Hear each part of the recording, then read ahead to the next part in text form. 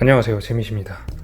오늘은 제가 갤럭시 Z 폴드 2를 가지고 왔는데요, 제가 원래 사용하던 폴드 1과 비교를 잠깐 해보는 시간을 가져보도록 하겠습니다. 먼저 외관을 살펴보면 메인 디스플레이가 커졌습니다. 폴드 1은 메인 디스플레이가 7.3인치에 이렇게 노치가 달려 있었죠. 이제 폴드 2에 와서는 노치가 사라지고 펀치홀이 생겼습니다. 노치가 사라진 점은 정말 마음에 듭니다. 이렇게 펀치홀로 대체가 되었고, 화면도 7.3인치에서 7.6인치로 더 훨씬 커졌습니다. 이게 제가 폴드 1만 쓰다가 폴드 2를 딱 받고 사용할 때는 잘 몰랐는데, 이렇게 같이 비교를 해보면 화면 차이가 꽤 난다는 걸 알 수가 있습니다. 그리고 화면만 커진 게 아니고 이 베젤도 훨씬 얇아졌다는 걸 확인할 수가 있습니다. 그래서 우선 메인 디스플레이에서는 이렇게 화면이 커지고 베젤이 얇아지고 노치가 사라지고 펀치홀이 들어왔다 정도로 보시면 될 것 같습니다. 확실히 완성도가 높아진 모습을 볼 수가 있습니다. 자, 외부로 한번 가보겠습니다. 이 외부 디스플레이에서는 정말로 많은 차이가 납니다.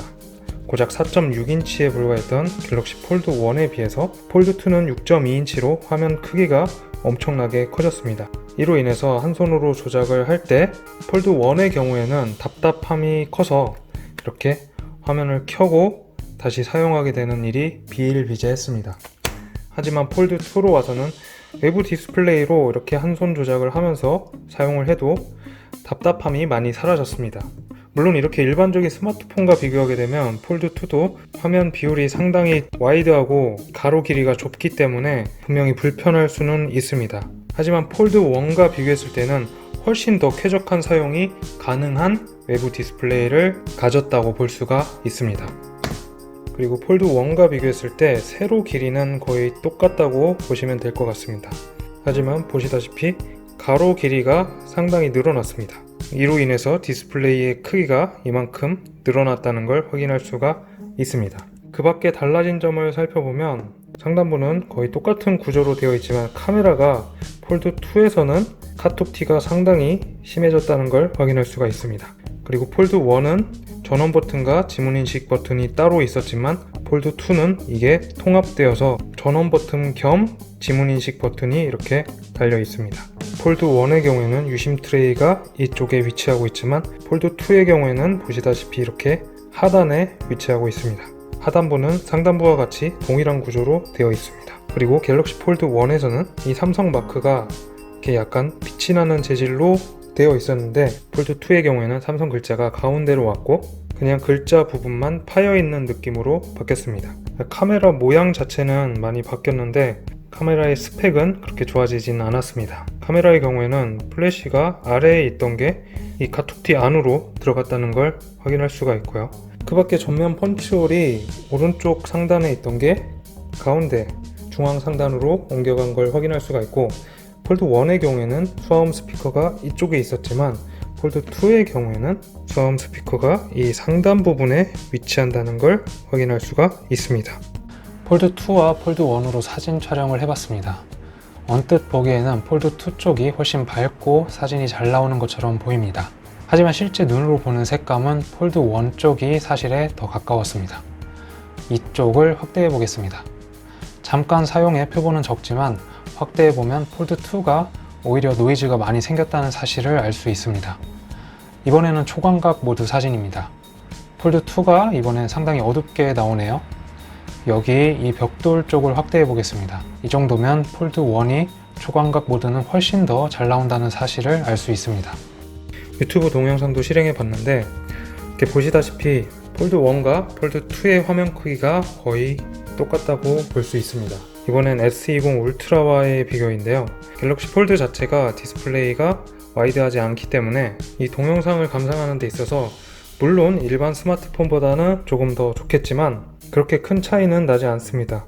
오히려 이렇게 화면을 확대해서 채우면 S20 울트라 쪽의 화면이 더 커지는 현상도 볼 수 있습니다. 이번에 힌지를 한번 살펴보겠습니다. 가장 바뀐 부분은 이 프리스탑 힌지 적용입니다. 폴드 2의 경우에는 내가 원하는 각도로 이렇게 맞춰놓고 쓸 수가 있습니다. 이런 식으로 카메라로 셀카를 찍거나 할 때도 상당히 유용하게 쓸 수가 있고요. 물론 이렇게 삼각대 없이 후면 카메라를 이용해서 사진 촬영하는 것도 당연히 가능합니다. 동영상을 볼 때도 활용할 수가 있겠죠. 갤럭시 폴드 1의 경우에는 이 프리스탑 힌지가 적용되지 않아서 저렇게 사용하는 건 불가능합니다. 그리고 폴드 2의 경우에는 이 모서리 부분에 고무 같은 게 이렇게 덧대어져 있습니다. 그래서 이 고무 부분으로 인해서 세게 닫아도 디스플레이의 충격을 완화해 줄 수가 있습니다.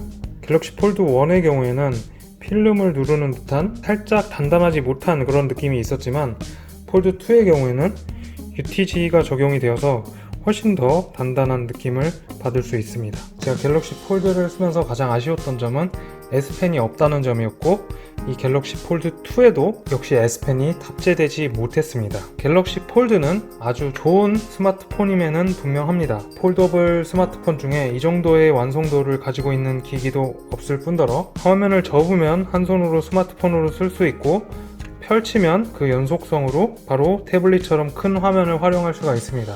하지만 폴드의 비율 자체가 와이드하지 않기 때문에 동영상 감상용으로는 크게 메리트가 없습니다. 인터넷을 활용할 때도 물론 조금 더 화면은 크게 활용할 수 있겠지만 보여지는 정보 자체는 스마트폰에 비해서 메리트가 없습니다. 이 메인 디스플레이의 비율을 최대한 활용할 수 있는 건 바로 S펜입니다.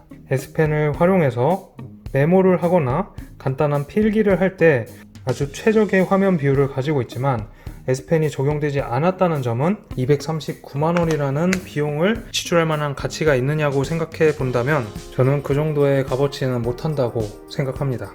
카메라 면에서도 특출난 점이 없습니다. 동영상 감상 면에서도 특출나게 메리트가 없습니다. 결국 저는 갤럭시 폴드의 완성은 S펜의 탑재 여부에 달려있다고 생각합니다. 갤럭시 폴드 2는 스마트폰처럼 활용하기에는 스마트폰보다 부족하고 태블릿처럼 활용하기에는 태블릿보다 부족합니다. 누군가에게는 정말 괜찮은 기기가 될 수 있겠지만 제 개인적인 견해로는 이 좋은 화면에 S펜을 쓸 수 없다는 점이 너무나 아쉬웠고 폴드 3세대에서는 꼭 S펜이 탑재되면 좋겠습니다. 폴드 3에서 만약에 S펜이 탑재된다면 정말 좋은 기기가 될 겁니다. 오늘의 영상은 여기서 마치도록 하겠습니다. 감사합니다. 재미있었습니다.